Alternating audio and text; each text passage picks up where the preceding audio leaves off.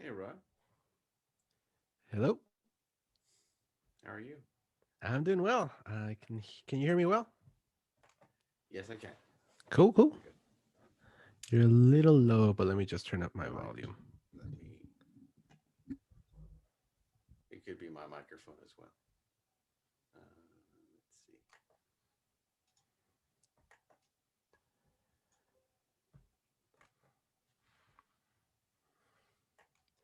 Nice to meet you, by the way. Yeah, yeah. Nice to meet you as well. Um, and thank you for meeting up. Uh, I appreciate it. No, yeah, definitely. So, how you been? Pretty good, pretty good. Just the week has been kind of heavy work wise, but it's all good. Just a lot of So for work, we work in like 2 week increments. So like the Hmm. last increment just ended today, and the new one started today. So it's just like you start from square one all over again every 2 weeks. So Oh my gosh. yep. I mean, it's fine, but it's helpful. You work from home? Yeah, thankfully. I mean, thankfully, and also like I miss going places. I'm in this room pretty Right. much all day. Yeah, same here. Yeah, I yeah. understand.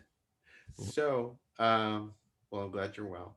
I wanted to talk to you about ministry and just where you've been, how you've been. I think that I think ministers are very unique people. We're I think we're different because we seem to have like a burden on our heart, and we can't just we can't just live life. There is that burden on our heart, especially if God calls you. At least that's how I feel. That's how we Mm, ministers are. I mm, just can't see life uh, in the same way as just living a normal life. I have that mm. certain burden on my heart. But so tell me about your conversion story. How did you get saved? How old were you? How did it happen? Uh, yeah, I mean, I grew up in the church, so my parents are, um, trained like they went to Bible school and the Assemblies of God Bible school back in That's like cool. Juarez. So yeah, all our whole life growing up, it was going to church, multiple times a week. Like Sunday, you're pretty Yeah, much there all day. yeah. Tuesday, you're there. Wednesday, you're there. Friday, you're there. Saturday, there's something going on or whatever. So I was at church always. But I think my salvation, I would say it happened in two instances. The first time was, or like maybe it was just like halfway there, so maybe not really. But I think the first time that I really considered salvation as a concept, I was probably around 10 years old, Mhm. um and it was during like a visiting evangelist came, right? And he wasn't not so much talking about heaven and hell in that terms, but he was talking about really surrendering your life to God and kind of living for God and all those types of things. And that really resonated with me to the point where I was just like, I should probably do that. Right.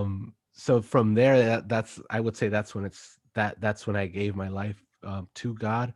Um, but I think the other thing kind of where I really kind of set my life aside, at least I felt like that was way later, like way when I was in college already. Oh wow. um and it was during a youth, like a college service, right?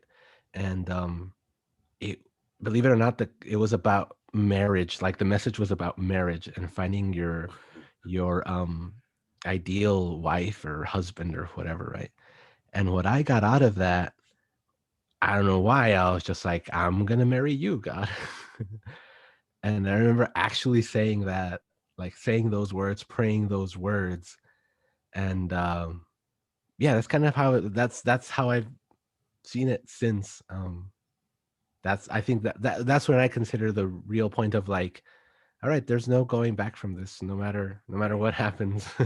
Yeah, that's the one thing that I don't understand from whenever someone says, "I'm leaving God." Where are you gonna go? I Yeah. mean, if you're fully aware of the consequences or what you're gonna face after this life, like why Mm, would you even um it's not an option. What are you Mm, talking about? You're leaving God. Um, yeah. so And I think even and I think I mean it's not to say that there hasn't been those moments where I think that or feel that or want that, but it's just like, well, where else? Where else right, am I where else are you gonna gonna go? go? What else am I gonna do? What else am I gonna feel? Who else do I go to or what? Yeah, right? It's just Right. yeah, So now with the Assemblies of God, was this in Spanish? yeah. It was in Spanish, so Okay. Yeah, yeah, I my get it. church experience from childhood all the way to me coming here to Dallas in 2013. It's Mm, all in Spanish. Like there was a weird period where there was like one of the churches I ended up going to was like the youth service were in English, but everything else mm, was in Spanish. yeah, But for the most part, it's just my whole upbringing spiritually has been in Spanish, yeah. and I miss it, and I miss Spanish. It it's I think it's different because like with the praise and worship, it if the way I see it, because Spanish is also my first language, there Mm, it's more heartfelt when you worship in Spanish. Or at mm, least for me, that's how I feel because, I also went to Assemblies of God growing up, mm. all Spanish speaking churches. The only time that we went to English was when I was a teenager and I invited myself to a church in English. But yeah, so I feel that me personally, there is a huge difference because Spanish being my first language, Mm. it's more meaningful. Um, Yeah, yeah. You know what it because it's happened to me where I think a couple of maybe like 2 years ago or something like that. I went to a worship night in Spanish, mm, and it's the first time I had been to one in Spanish, like just pure Spanish yeah, since I moved here. And I was so moved and I made a connection that it's just like, this is how I've been right. worshiping God since I was a kid. Hmm. You know what I mean? So it's just like I felt kind of like a kid again. And that reassurance, that comfort, that Right, it's comforting. uh yeah, that's so I think there's something to just the fact that it came first Right, and that it's not necessarily it's something more innate or more inert than right. something you learned later on. I agree. Uh, were you a were you a Royal Ranger? Because I was a Royal Yeah, Ranger in yeah, Assemblies of yeah, yeah, God. yeah. I was a greenhorn, and then Yeah, what was the second one? Trailblazer, I think was like the second level. and then there's like Pioneer and Yeah. Buccaneer. I Yeah. forget, but yeah, we Yeah. were I into had that too. the khaki shirt with the little patch and all that, the patch on the sleeves Yeah, and all that good stuff. and Yeah. our commander was hardcore too. Like he was really dedicated. So yeah, Yeah. that's cool. So then you weren't involved in ministry up until um, um when did you first get involved in ministry? And was it So youth ministry? yeah, that was right after, like, during college. Um, so before college, I was serving in the worship ministry, and I started doing that since I was about 13 years old. Very cool. Just serving in the worship ministry, in a couple of churches, and then when I got to that college age, I started volunteering with the youth ministry, at the church that I was in at the time. And then when I was close to graduating college, I actually came on staff for a little bit, working in youth ministry in the Spanish church with some really good friends, really close friends, and then also leading like small groups and working with like high school age ministry on the weekends, and then later college age ministry during the week. It was I think it was a beautiful period of my life. Um, it was tough. It was different, but it was looking back on it now, it was a really, really beautiful period of my life. That's cool. So Yeah. do you feel called to primarily minister to youth, or you were just pretty much open to whatever was laid before you and you just ran with it? Yeah, I was just open to whatever. You know how I actually started working in ministry was it was back during the era of MySpace, and so I'm a software engineer by trade, and That's awesome. I was doing MySpace layouts, and Wow. I was doing a MySpace layout for the youth group, and then the youth pastor was like, "Hey, could you do the MySpace layout for our conference?" And I was like, "Yeah, sure, I can do that." And then eventually, she's just like, "Well, what else can you do in tech and stuff like that?" And then editing videos for like small groups and stuff like that. So I was just really willing to do whatever. Um, and even to this day, I don't really feel like there's a specific calling to like a certain age group or a demographic or whatever. It's just Yeah. there to serve wherever is No. needed. I've held open doors. I've gone on loading and unloading. Right. Um, yeah, worship, whatever is needed. Yeah. I understand what you mean. I once had lunch with a pastor friend of mine, and he told me something that was a little. It was kind of sad for me to hear because his position on ministry was, I just want to be on stage. That's it. That's all I want to do. I don't want to Mm, help. I don't want to do blah blah blah. That's for someone else to do. And that was kind of disappointing because I see I I see ministry in all its forms, whether you're on stage or off stage, whether you are mm, picking up trash or you mm, are, mm, singing. It mm, it is, when you do it unto others, you do it unto God. And mm, so that's just another way to love God. mm. And when someone has the position of, well, I just want to do this one thing, it's like telling your spouse, I'm only going to make you this kind of sandwich. So I know you like that sandwich, but this is the only Yeah, sandwich you're going to get. This is the only one I feel comfortable doing. yeah. And that's it. And I look at it as, gosh, but you have so many things you could do to honor and love Mm, God. Not not that these things are requirements, but when you mm, stand before God, like, God, I loved you in all these different ways because I wanted to, not because I was required to. So mm. that's cool. It's Yeah. I think it's great to have that kind of heart. Yeah, and I think by and large, a lot of the people that feel called to a certain church or to go to church or whatever have that. I think I think there's an issue with the church, especially in like big cities in America. Like I'm currently in the DFW Metroplex, and there's so many churches here, and I do think there is an issue where it can become a career move for some Mm-hmm. individuals. Not, Right. I wouldn't say it's anywhere near the majority. I wouldn't say anything like that, but I would say it's very possible for you to just make a career out of it. And Yeah. there's enough funding there, there's enough of a platform there, there's enough audience there for Right. you to achieve that. Um, but I do think by and large, the vast, like the highest percentage of people still feel that same way of like, something good was done for me. I want to Right. give back. I want to give back of what was given unto me first. So yeah. Right. But when you encounter that, that can be really disheartening or discouraging. Yeah. Yeah. Mhm. So, what did your family were was your family involved in anything also, Yeah. or is it Well, just? like I said, my parents growing up, they went to Bible school, and it's pretty cool because on my birth certificate, like Hmm, it says like parents' occupation, like father's occupation. Um, for my dad, it says minister, which I've that's always thought awesome. was cool because my dad is a plumber, right? It's just like that's what he ended up being. But for yeah, while in there when before we were really born or before we really came over to the United States, they were in full-time ministry Oh um wow, in the Assemblies of God in Mexico. So wow, yeah, by the time we were already in El Paso, they weren't in full-time ministry, but we were always involved in church. My dad and mom were, serving with the women's ministry, the men's ministry, mm, they would teach on Escuela Dominical, which was like the early morning yeah, teaching on Sunday school, Sundays. Yeah, Sunday school.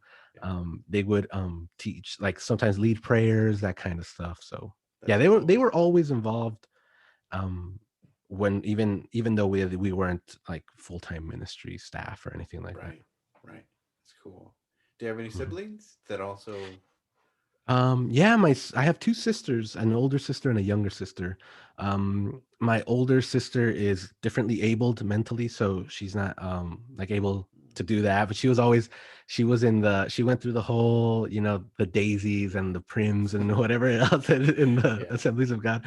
She Yeah. went through that. The stars, I think, is the last one. And Wow. my younger sister too. My younger sister served also in some of like the home groups and things like that. So That's yeah, we cool. were. I mean, we all were there in church always. It was kind of like the center of our world. Of all our friends were Right. from church. All of the social events were from church. All of that kind of stuff. Like the social calendar was around church. All that good Right. stuff. Totally get it. Hmm. That's how our life became. Although we we weren't as involved in church. I've always had a conviction to want to go to church, and Mm, so when I was a teenager, I started to, well, like I said, I invited myself to an English speaking church, and mm, there I was able to get involved, mm. and it seemed like every other day we're doing something there at the church. But what did you do on the worship team?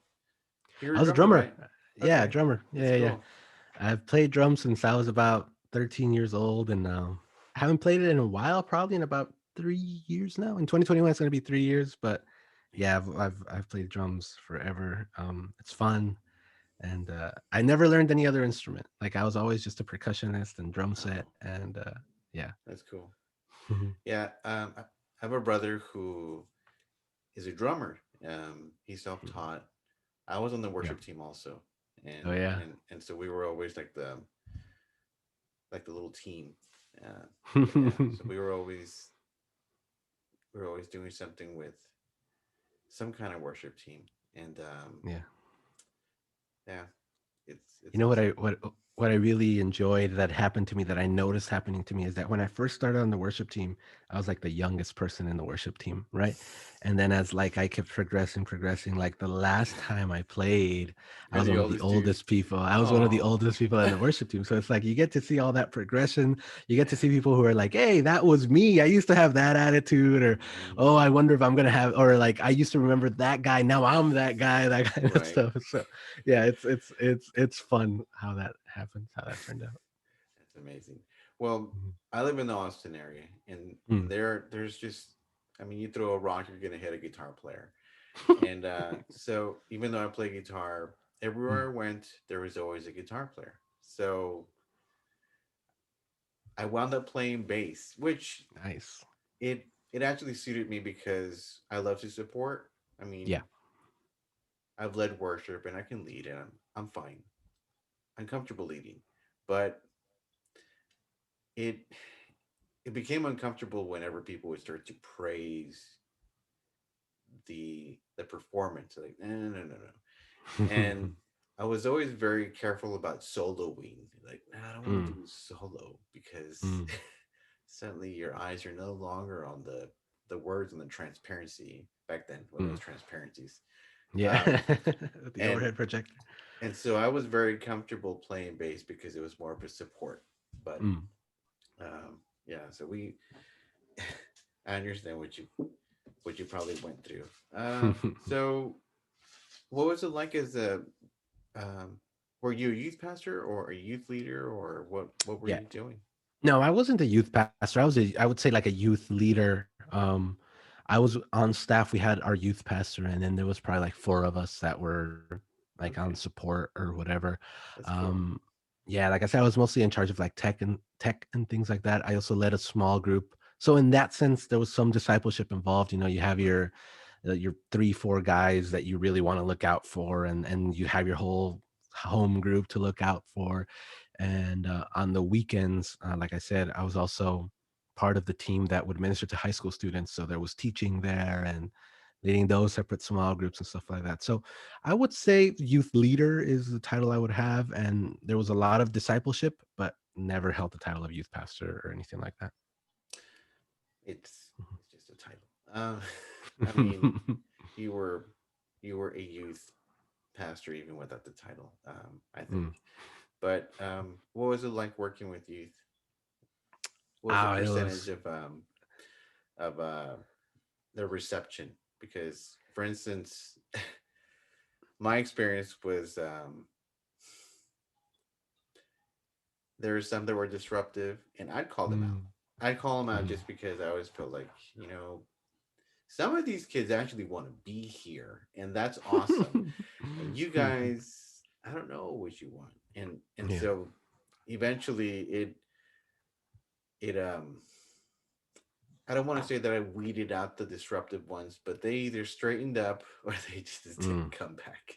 But what was yeah. it like for you?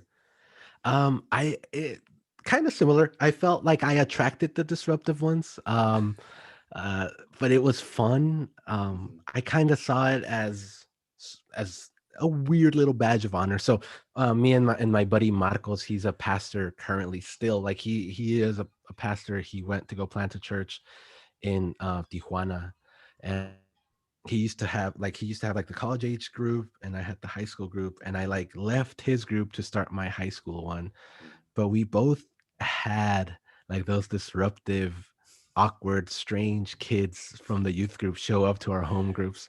So it was like a badge of honor, at least for me and for him. We would talk about how, these kids feel comfortable with us. Right.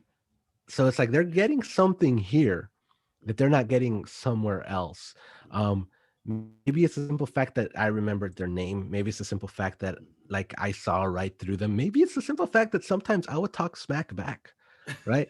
Or something like that. Or I would make like a joke that was almost inappropriate, and they were like, "Hey, you're not supposed to say that. You're in church or whatever." And I'd be like, "Well, you were gonna say that, right?" or something like that.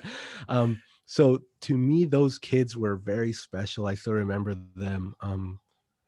Because even though they weren't necessarily like when it came to sharing or praying or something like that, they weren't necessarily gonna do it. They would come back. They would come Right. back the next week, and one of the kids eventually like would bring friends also to Cool. the group and things like that. So that was that season in like or that time dealing with those kids back in El Paso, and then when I moved here to DFW, um, it was a little different because I guess culturally we were very, very different. I went to a predominantly non-Hispanic church. Mm-hmm. Um, and like demographically in terms of like wealth, they were much wealthier than I had grown up Mm-hmm. being. Right. So it was a little bit hard to connect, but throughout that time, it was something that God was really working in me, because initially there was even a little bit of resentment towards these kids, being like, why are we spending so much with these kids? They have a good life, they have money, they're not lacking. Right. Like I was putting the problems of my childhood onto theirs and saying like they don't have them, Mm-hmm. so they're fine, they don't need to be here, leave them, go let them play tag or whatever. Right. um but then it's just like you realize there's certain, like for these kids, the problem is not so much that there's no money at home. The problem is that the parent that brings in so much money is never home. Right. So it's just like it's a different set of problems, and it's a different set of it's a whole different world, but the solution is still the same to both. Right. Um, so that part here was a little more challenging to me just because I had to work through that in me, so that I was so used to God solving a set of problems that I didn't consider any other. Mm-hmm. But it was through those kids that at first I would go so far as to say I maybe resented them. Um, but God worked through them to show me that, there's God solves all problems, not just the ones that I deem worthy. Because people are affected by everything. So I eh, liked I liked the easy kids. I learned more from the hard kids, and I remember the hard kids more than I remember the easy kids. So yeah, I mean, it was cool when something would hit. It was rare when it hit, but the most reassuring thing was when the kids would come back the following week, Right. because that's sometimes that's the only measure. Because they're not going to raise their hands, they're not going to go up to the front, they're not going to stop messing around, but they'll come back. And if they come back, Right. that means they're getting something out of it. Yeah. That is so So true. yeah, that's how I Wow. saw it. Wow. Well, I had a very different upbringing from in comparison to the kids that I was working with, and so my problem initially was that I was not judging them, but I was looking at them as if they were me. Mm, And so whenever I would do that, it became frustrating because I thought, why, what's something's not working here. And so I had to look mm, at them on their level. And like you said, a lot of them, this is going to sound weird, but a lot of them don't feel the need for God. You know, mm, they're not struggling in an area where they're um, need God. They have a good home. They have parents there. They mm. have money. They're not poor, so Yeah. they couldn't relate to me. And so I saw it as, okay, God. Well, then I'm going to be planting seeds in their heart Mm, because one day they're going to have to face the things that I probably faced, or other challenges. So for mm, now, I'm just going to plant all the seeds I can, knowing that it's going to grow eventually. yeah. But yeah, it was a little frustrating for me because, see, I was the kid who was very serious at church, Mm. and I would correct other kids when I was a kid in churches. Why are you here? Yeah. And that that's just the way I've always been. And Yeah. so seeing other kids not be that way, I was sort of judging them as if I were judging myself. But Right. I love the hard kids. I love the easy kids. Uh, there are some kids who I know that I could talk to them, not harsh, but I can be very stern with some of them. Mm, I mean, like I can come real hard on some of them for some things that they did that were very inappropriate, but they knew I loved them, and they mm, would come back. And mm. when they'd seen me outside of church, they would approach me, they'd hug me, and then with other kids, you had to be more gentle. And Yeah. I had a big mix, and Mm, I'm very thankful and grateful for that time in my life because I look at it as these kids were good to me, even the difficult ones, yeah. and I felt God through them to me. Yeah. Um, but what Did you have a like a youth pastor while you were growing up that you can look back to and say like, oh yeah, that person made a difference in my life? I had one youth pastor, and Mm, she was in her late 50s. mm, yeah. Uh, see, I grew up in the valley, which is like really down south, Mm, and Hispanics were not the minority. So yeah. Yeah. moving over here to the Austin area, it was very different because I didn't grow up with that whole inferiority complex because Mm, we were the majority. yeah. Yeah. Yeah. And my youth pastor was Caucasian, old lady, but who would ride a motorcycle, but she was tough as nails, and I loved her. You know, she was really awesome. She was that rock that we all needed. But Mm, yeah, so that was the only youth pastor I actually did have, um, because mm, I actually got involved with a youth group there. Prior to that, we would attend church, but we never went to any of the youth meetings. We moved around a lot as kids, and so we went to yeah. different churches. Okay. But yeah, that was the only one.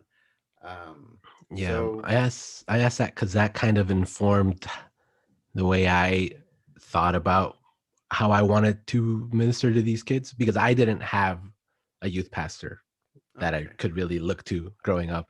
I felt like my generation was kind of jumped. Like all the church, like the two churches that I went to, like we had a great kids ministry and then a hmm, really cool like adults ministry. And right, then there was like for my immediate age group, there was nothing.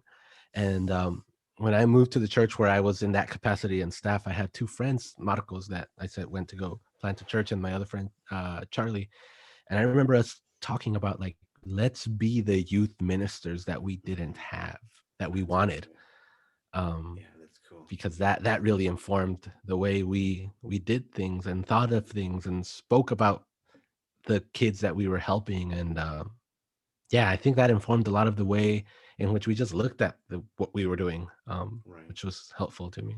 Wow, that it's actually really cool because you were not not really patterning yourself after anybody, but you were just running with the love of God that was in your heart. And That Yeah, was we didn't have anyone to model ourselves after like at least not like as a youth leader type thing, right.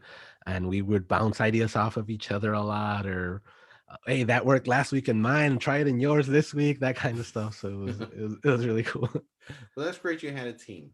Mm. I did not have a team initially. I was asked to just help for like 3 months until they found a Mm, permanent youth pastor. And at first, I did not want to. And it's not that I didn't like youth. I mean, I worked with youth and kids and adults for years and years, but I just didn't feel, well, I was called. I just was reluctant to do it. And I was put in a position where like, they need you. So, okay, fine. I'll help. And mm. for the first, I would say 3 months, it was rough. And it was just me by myself with a bunch of teenagers.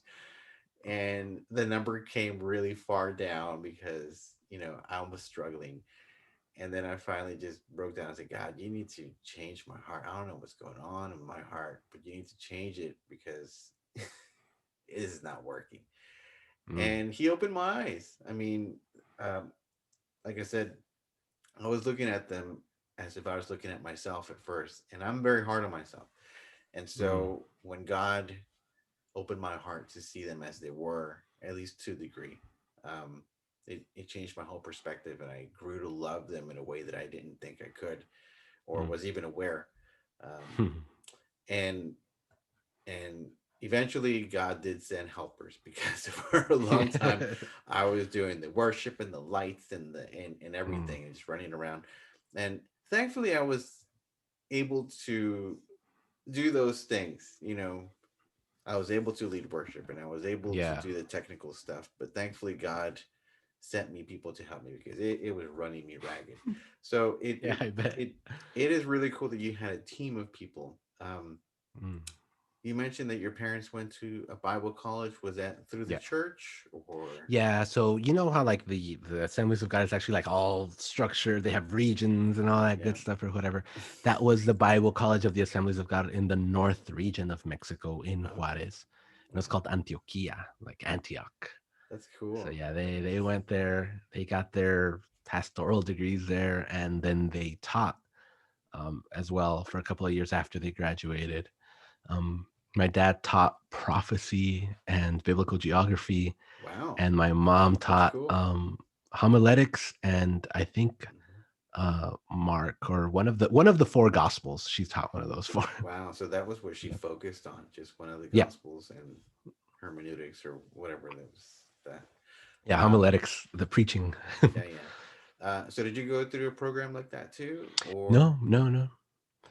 No, I mean, all I did was all the training I received was just from them and just from like, at like I said, I was fortunate enough to by the time I was on staff, I was serving under a great pastor and youth Mhm. pastor, Chris Richards and Mike Richards, and just they actually invested in us getting trained, going to conferences, those types of things. That's So cool. that was really helpful.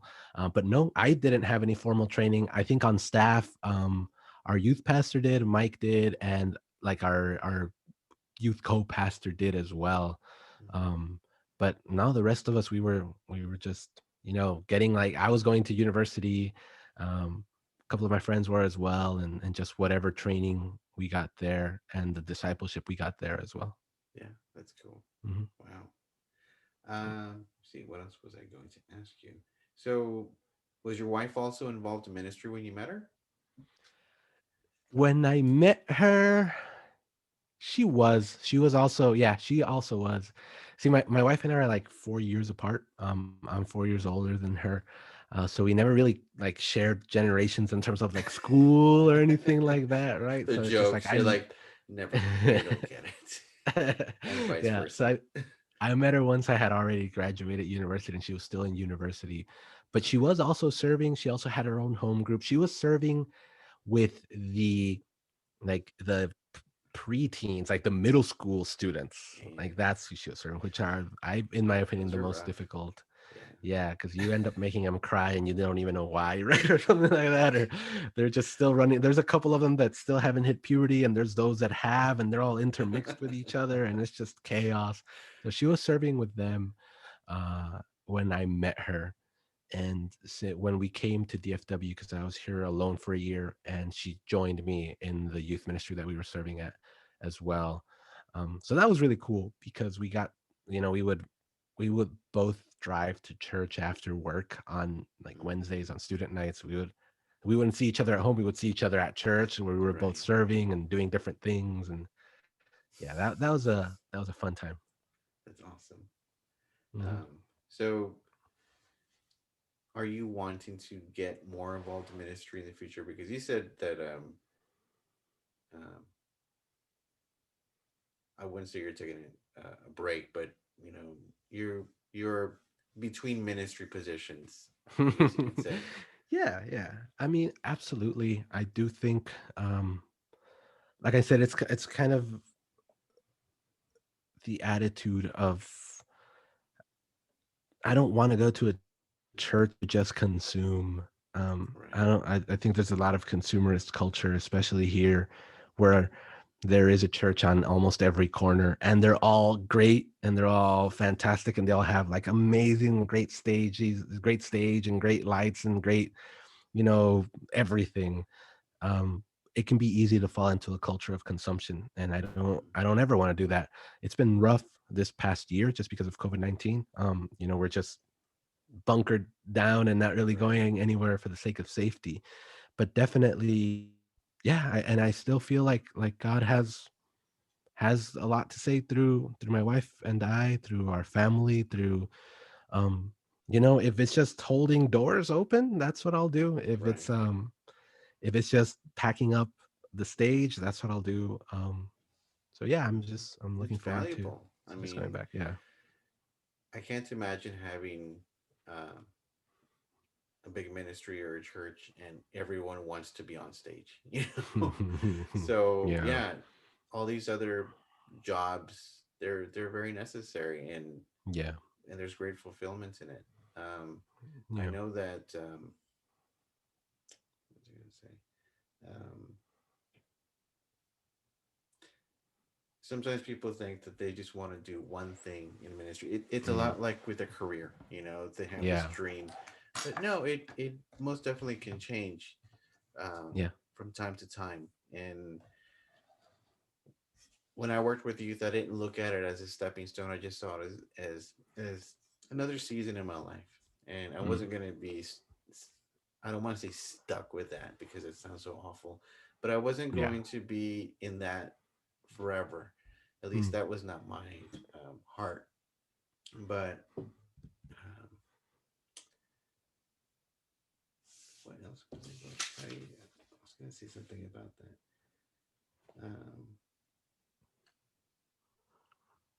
oh, that's right. So you mentioned about how um, it seems like there's this attitude of being a consumer when you go to church. Well, not you, but when most people go to church, they have that sort of, oh, the worship was awesome. The worship's not for Mhm. you anyway. Um, Mhm. and I don't know how you grew up, but in where I'm from, or at least my Yeah. family, when you go to someone's house, you don't just go empty handed. And it's almost awkward. You're like, hey, so you're going to a party, but you didn't bring anything. And that's the way I view church too. It's Mm. really hard for me to attend a church and I see people like doing things, setting up tables, and I just naturally want to like, can I do something? Can I help? Yeah.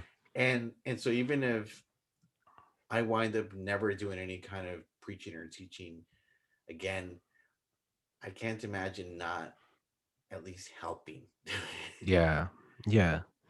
Yeah, that's the I think that's the beautiful thing about church is that it's a communal thing.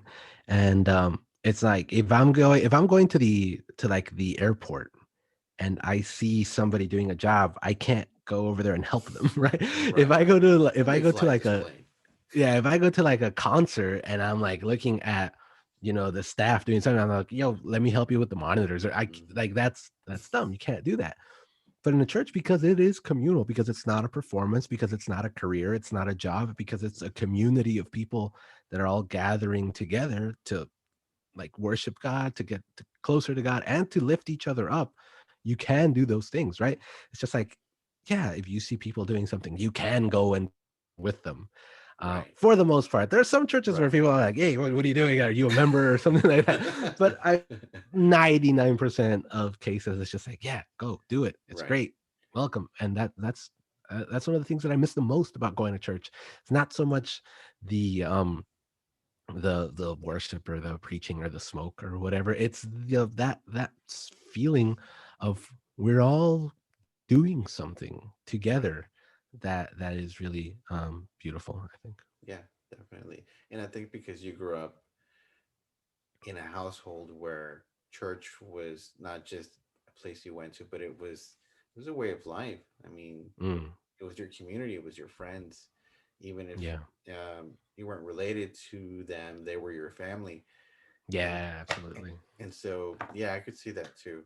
Um, Yeah. we we haven't actually served in a while now, not just because of Mm, COVID, but just God's been taking us through this really, it's awkward for me, mm, path where we want to help, but we're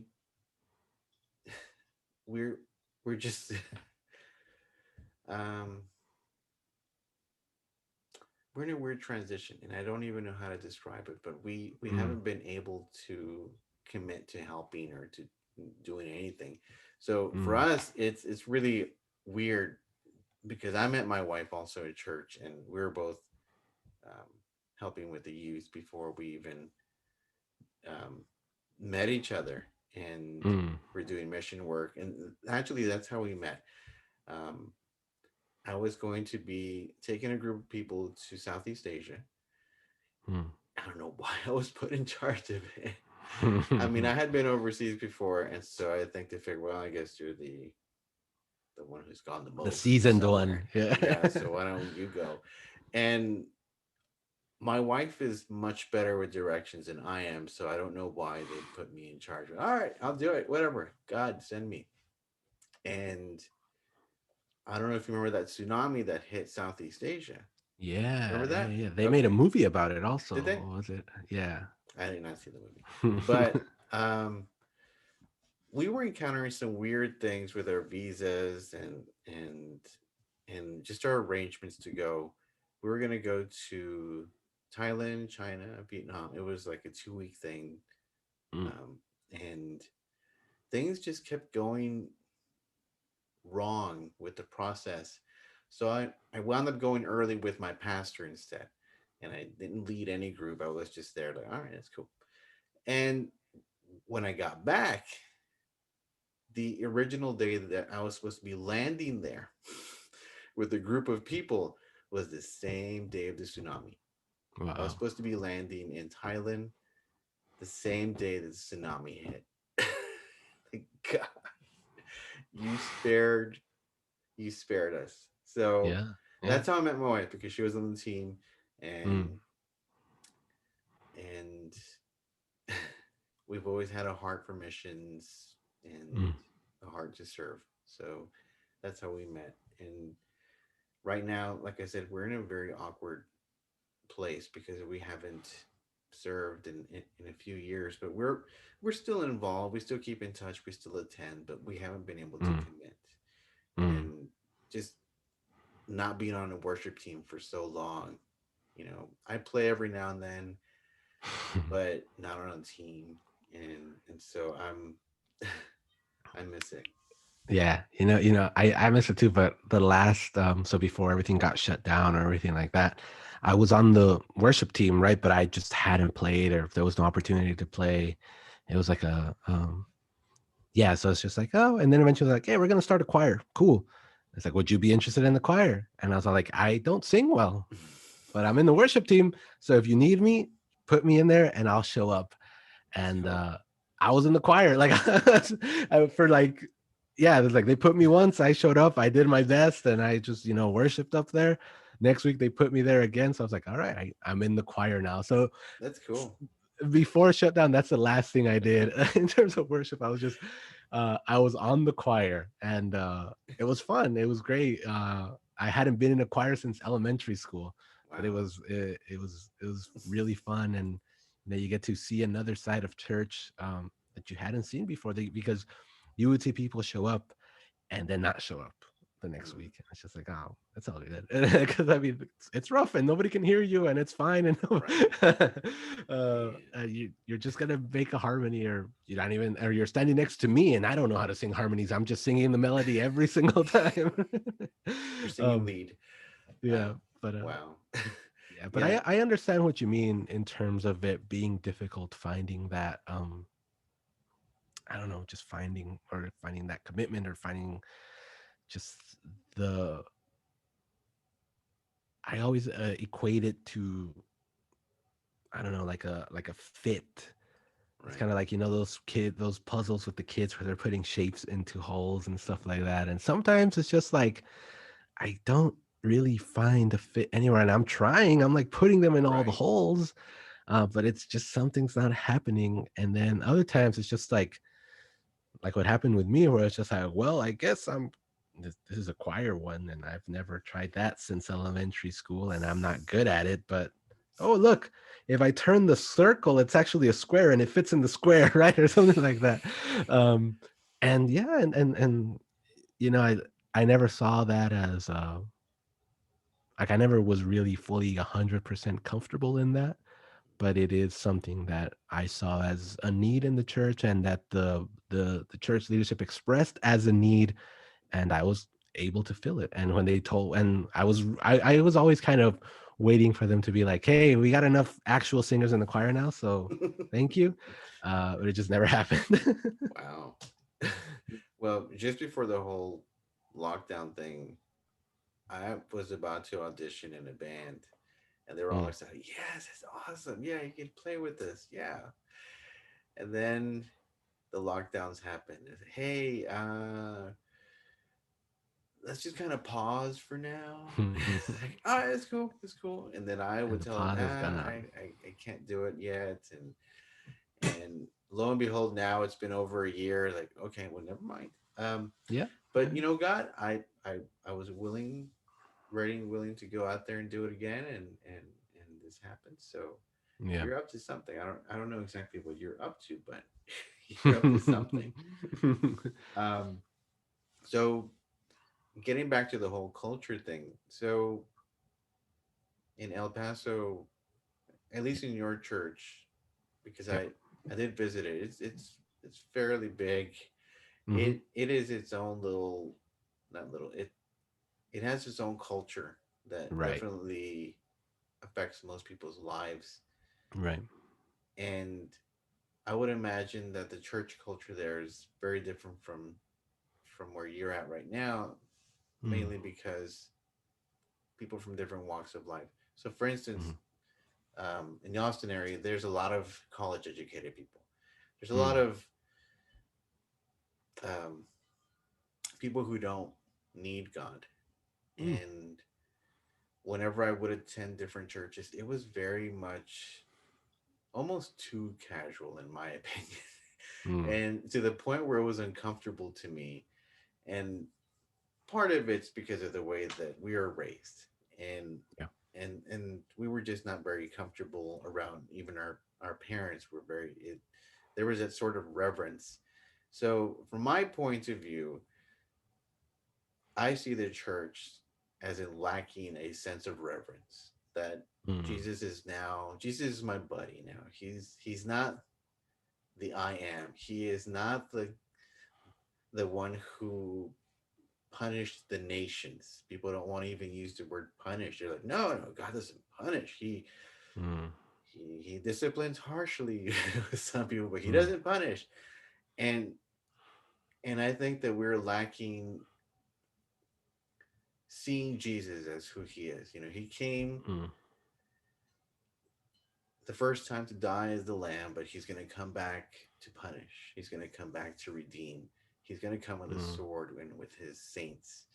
And mm, I think that at least in the Austin area, from what I've seen, there is this lack of reverence. mm. And I don't know if it's a cultural thing. I don't know if it's a demographic thing, but what are you seeing over there where you're at? Yeah, I mean, I some of what you're saying does resonate with me, mainly because of just it varies a lot from church to church, and just because there's so many of them. There are some that are very clearly on days you can tell, and if you were to go on a Sunday and you were to go on a prayer night, on Sunday there's 20,000 people there, and Mm-hmm. on Tuesday there's 1,000. So that shows you like what's the real membership here. Who are the cultural people that are coming here because it's Sunday and my dad there's a brick with my grandpa's name at the front. Mm-hmm. That's why I come here, as opposed to the people that are genuinely seeking God and seeking to have a relationship with God and to build his church. So I think a lot of the times when we see that church as a cultural aspect to the country or to being a citizen of America or to being a citizen of Dallas, that's where we encounter that. Because what I have found to be the most shocking thing here in the church around here, and even in the country as a whole in recent years, is just the exposure of that there is so much where the church is seen as something cultural in Mm-hmm. terms of what it means to be American, or that the church is an American institution, and that's why we come here.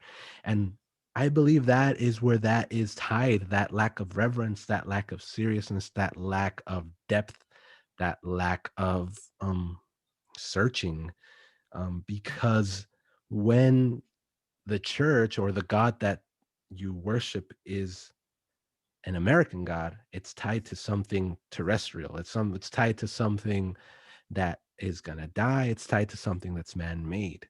Um, but there are still some, and I've found, especially with the recent events where nationalism reared its ugly head in that Capitol raid that happened on the 6th.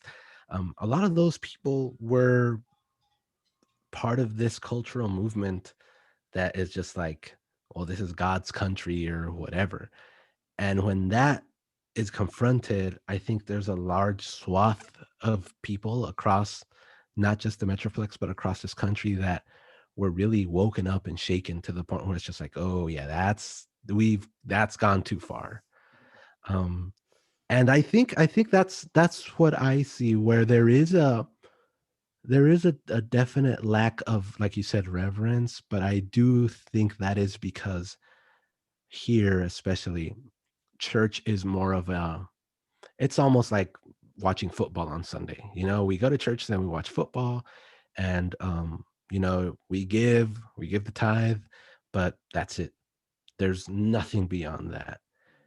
But there is a small percentage and a growing percentage. And with that growing percentage, I've been very encouraged recently just by, the outpouring that's going on, the genuine seeking, I don't know if you've caught this, but there's like, at least in circles that I've been following or talking with or whatever, there's this resurgence of like a contemplative practice. Mm-hmm. So I kind of feel like there's this movement towards like mental health, Mm-hmm. and in the greater cultural zeitgeist, there's this movement towards mental health and well-being and stuff like that. But in the Christian circle, that's really manifested itself as like contemplative practices in prayer, contemplative practices in how we're reading the Bible, consuming it, and the biggest one is in just contemplative prayer. So I've seen recently a turning to that, and it's in that small percentage. I'm not saying that, like, you're going to go to a megachurch of 30,000 people and all of them are doing this and feeling this and you can feel it reverberating in the walls. um but I would say in that swath that is rejecting that cultural component of the church, or that church as a cultural artifact, there's a great move towards that reverence, towards that seriousness, towards that consideration of going beyond the surface level now more than ever, especially.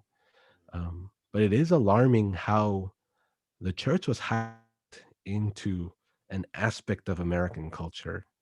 And I think that's the root of what you're noticing, at least in my experience, because I've noticed that when the church is a cultural component, it's like, Sunday football, Sunday church, see Right. you next week. So, what do you think is the biggest enemy of the church in America? I think it's that. I think it's that hijacking um, by, I call it the American religion. I don't call it that. It's a term that exists.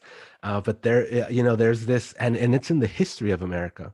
So if you go to the US Capitol, under the rotunda, that big round thing, and you look straight up, there's a painting there of George Washington seated on a heavenly throne. Really? Yeah, there is. That painting is called The Crazy. Apotheosis of George Washington. Apotheosis means to be made God, Wow. right? So that's been like, now more than ever, that's a thing where, yeah, people see the church as an American institution, and America first is godly because God is American, right? That is the biggest enemy of the church. And I think one of the big reasons why I can have been able to see that is not because of my wisdom or intelligence or whatever. It's because I grew up in a place where the main um like manifestation of the church wasn't American, you know? It Oh, was Latino, okay. it was Mexican, and the great movements of my youth, like the great youth conferences and the great everything that happened in Mexico. So Okay. I know God goes beyond America. I know that Mexico is not just the place to go have mission trips in, but Mexico is a place where God is moving, and ministers from Mexico are being sent out to the world for that. So I know that God is moving there. Therefore, I can see through that lie by the grace of God that God is bigger than America, that the church is bigger than America. And as soon as you tie the church to America, to its politics, to its governors, to its political parties, to its political movements, the church becomes something morphed, and it's no longer God's church. And that, in my eyes, is the biggest enemy of the church in America. It's that twisting and turning it into a cultural component, into a political component, into something that's just ours when that's not what the church is.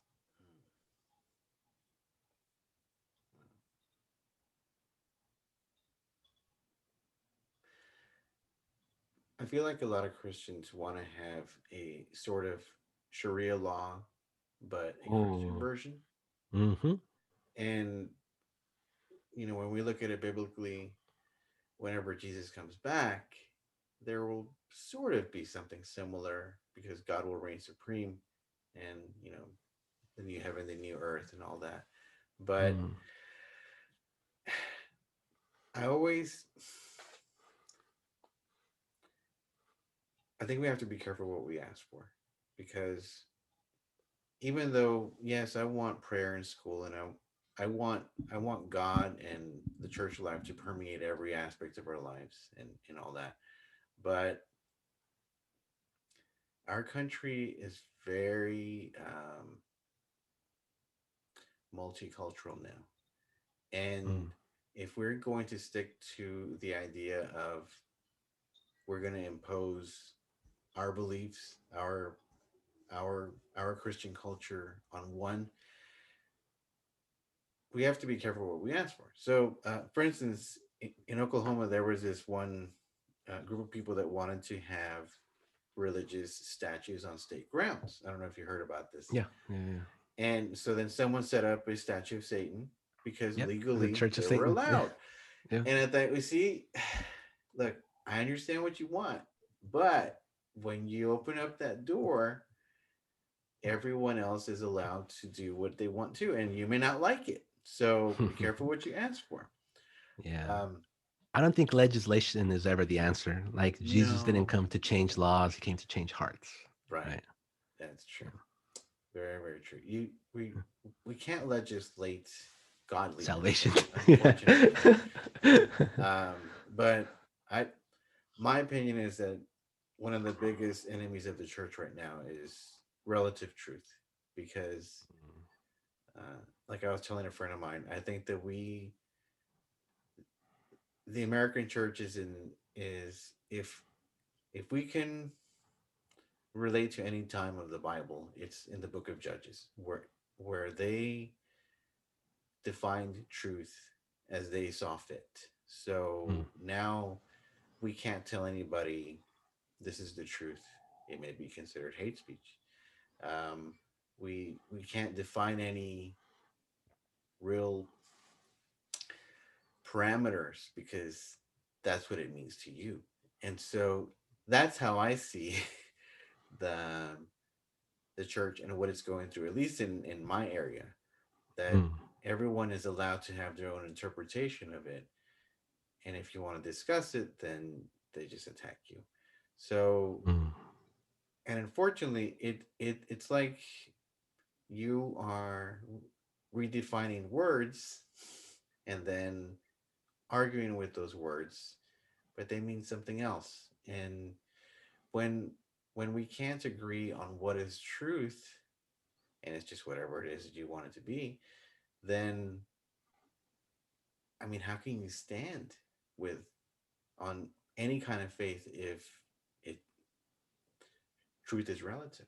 So mm, that's what I see is a big enemy of the church is mm, where we are defining what is truth. And if you want to discuss it with the word, if they attack you, then it then you don't really want to know the truth. You just want to do whatever you want to do. mm. But but that's what I've experienced. You know, and I normally don't argue with people. I'm not that Yeah, Christian who argues with anyone. It's not that I don't feel strongly about things. It's just that, well, first of all, I've never seen an argument actually accomplish anything. yeah, I've never seen an atheist just say, "You know what, you're right." yeah. I've never seen a Christian say, "You know what, you're right." Exactly. I've Yeah, never seen either one. If anything, both sides are going to just dig their heels in, and even if you prove that you are right, they're just going. You're not going to win them over. So there has to yeah, be another way to win them, and it's obviously through the Holy Spirit and yeah, His leading. And yeah, but anyhow, yeah. Absolutely. um, what else was I going to say? So, who are your Bible heroes? I'm curious. Hmm. I mean, the easy one is Paul, right? Not just from body of work, but just the things that happened to him. And there's this the thorn on the side is always the thing that I am drawn to the most of Paul, um, because it's just like why? I don't know. It's just so fascinating that he had that, right? Um, and there's so much debate theologically around it and everything like that. But and then his encounter on the road to Damascus is like Mm-hmm. this man was killing people before that. Mm-hmm. And then he has something like that. And my favorite Paul story is the one where he's preaching for so long that somebody falls and dies. And then he like That revives him sounded like a and Spanish continues to service. preach. Yeah. And he just continues to preach. It's like, all right, where was I? Let's keep going. So Paul's an easy one, but the one that always resonates with me is also Gideon. Um, Hmm. Mainly because there's that one part where Gideon isn't sure or like he's Right. hesitant to follow through on what he's on what God has called him to do, right? And Mm-hmm. that hesitancy, I that resonates a lot with me. And in that same vein, it's Thomas also for me, um, because Thomas didn't take someone's word for it. Mm-hmm. You know what I'm I saying? appreciate that. Uh, Thomas didn't take anyone's yeah, word for it, that and I it completely sh- appreciate that. and it shows the grace of Jesus that Jesus didn't rebuke Thomas, Right. right? It's just like, go for it, man. Yeah. And that to me is beautiful because it says to me, it teaches like Thomas teaches me that it's just like my doubts, as ridiculous as they may be, Hmm. like they don't scare Jesus. Right. They don't scare God. As egregious as they may be to everyone else around, can you imagine just showing up and you be like, yo, I want to poke you there Yeah. or else it's not real? Like if someone were to say that in the room that I'm at, I would like apprehend that person, right? Or slap him or something like that. Yeah. But Like, not what's the matter Jesus. with you? Yeah. Yeah, exactly. But not Jesus. So I think those three. It's the doubting, it's the hesitancy, and it's the just the fact that there are hardships um Hmm. in this walk. It's those three themes that resonate with me more so than anything else in the Bible. And like even for Paul, I don't really what really resonates with me is that hardship, is that thing that doesn't go away for some reason. Right. But that doesn't mean you walk away. Um Right. that's yeah, those are the things. I maybe I cheated by giving you three, but No, no, that's good. yeah. I I love that uh, about Thomas because one of the things I always say, and I would tell the teens all the time, or just whenever I was speaking or preaching, is that you can't have a secondhand relationship with God. Hmm. And I feel that a lot of Christians do. They don't know God personally. And so whenever there's a pastor that they followed that falls from grace, then Mm. they walk away from God like, wait a minute, this is Yeah. this is ridiculous, or at least in my Mm. eyes, because I think, Yeah. let's say I had these two friends, and one friend introduced me to the other, and I became really great friends with this guy, and then this guy messed up really bad. I'm not gonna lose this friendship over this guy. You Yeah. know, it makes Yeah. no sense to me. Yeah. And so I think that the whole idea of a secondhand relationship with God, like, no, no, no, you got to know God for yourself. So I appreciate that about Thomas. That, like, yeah, he didn't take anyone's word for it. He just, no, I want to experience it for me, and Yeah. I'm the same way in that regard. You know, I I don't want to just take someone's word. I want to, okay, where is that in the word? Because it's, Mm. I want to know it for myself. And I Mm. think that if you don't know it for yourself when you're tested, you're not going to stand. Yeah. But that's cool. I Yeah. always liked Elijah. And the reason I liked Elijah is because you could tell he was very misunderstood. He Yeah. was a loner dude. He was very serious, and he didn't mind doing things alone. And I can relate to that. Whenever I would like take a trip or I would do something, and I tell my friends, "Hey, do you want to come along?" Yeah, but then when it came down to it, nah, I don't really want to do that.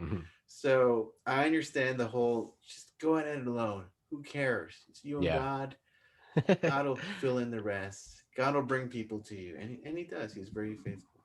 But And that encounter he had, small voice, that part is um like it's like and God was not in the earthquake and God was not in the wind, right, and it's like in that hmm, small and that still that moment to me was all is also one of the most significant, like meaningful to me parts of the Bible, because it's just like, sometimes we get too wrapped up in looking for God in the big moments, right, in the big worship crescendos and the big everyone's falling down and all that stuff. But the more in my life it's happened the most just when there's no one else around, when it's just me and him quietly sitting there. yeah, yeah. Mm, It it's going to be quite a day when we finally stand before God. mm, One of the reasons why I say that I hold on to some things loosely. There's some things mm, that I hold on to tightly, but then mm, things that we can discuss, I hold on to them loosely. In mm, that I may not know it completely, so I'm going to hold on to it loosely because I don't. If there's one fear I do have, and I know people are like, you should fear. Well, yeah. Okay, my concern. One of my concerns is standing mm. before God and then finding out now you're so wrong on this. So I'd rather be teachable and hold on to Mm, some things loosely, mm.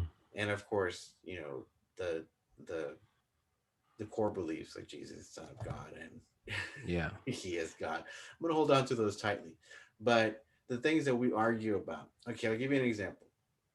The whole thing about uh, God creating the world in just a few days. Yeah. And if someone was was to argue, well, it's more symbolic, or those were more like eras. 1,000 years is like a day to God. Fine, that's not the point. I'm gonna hold on Mm. to the idea that God did it. I'm gonna Yeah. hold on to the idea that it was in less than a week. I'll hold on to that loosely, but I'm gonna hold on to the idea that God did it. I'm gonna hold on to that one hard. I don't care how he Yeah. did it, whether it was in 5 days, 6 days, 17 days. I don't care whether it Yeah. was Yeah. Yeah. symbolic or literal. God did it. I don't Yeah. care if he was born in December or he was in June. The Yeah. point Yeah. is, Yeah. he was born. Yeah. Don't. You're missing the point. The point is, Yeah. he was born. So Yeah. there's some things that I hold on to loosely, so that when I stand before God, I won't be ashamed. I won't be like, you really put down that dude because you believed in him. Sorry, Yeah. God. Yeah. I So feel you. I feel you. I think that absolute certainty for those types of things is more counterproductive than anything yeah, else. Yep. yeah, definitely. All right. So we are near the end of our talk, but I wanted you to just, if you could tell any minister or all ministers or anyone who's listening, if you, Yeah. what would you tell them? Uh, I think for the ministers, it's not so much of what I think appearances sometimes are a little too heavy on the mind of what you're doing, and it should just be more about who you're doing it for. Um, I think that's above all. Whatever it is you're doing it for him. Um, and there was this great. I wouldn't say it was a great moment, but it was a moment that happened to me. Like I said, I've gone from like being on a worship team or doing stuff at conferences with like thousands of people to just opening doors for a prayer service that less than 10% of the church goes to, right? Or something like that. And it was one of those moments that I was opening doors that this thought came in my mind. I was like, what are you doing? You used to do this, now you're doing this. Mm, And it's just like, in that moment, I was like sad, I was crushed.